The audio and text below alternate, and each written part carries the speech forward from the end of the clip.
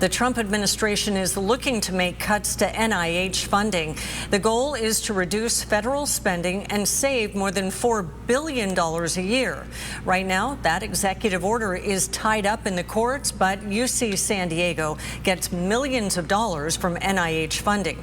As ABC 10 News reporter Danny Miskell reports, the cuts could directly affect what research we're working on. We have just a huge research portfolio at UC San Diego, everything from Alzheimer's to virology, which is where I work, so bird flu, COVID, HIV. You just heard some examples of what UC San Diego uses NIH funding for. I'm sitting down with Dr. Davey Smith, a professor of medicine at UC San Diego, who also oversees the university's grant writing process. He's aware that NIH grants could start getting capped at 15%.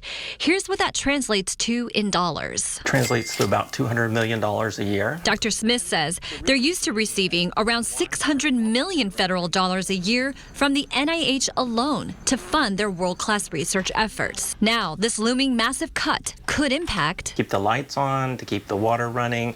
It also, for my work, which I work in viruses, is to keep everybody safe. So it makes a laboratory environment so that we can do those research in a safe way. The threat of NIH cuts goes beyond just operational costs. Dr. Smith says he's also worried about losing his researchers. People are very concerned whether or not they should stay within an academic institution doing basic research, or should they try to jump ship to an industry who might be doing more clinical or translational type research. He means companies like Pfizer, but that's why Dr. Smith wants to keep jobs in academia. He says their research is the foundation of what companies in the privatized sector bases their research on. Did you see this coming?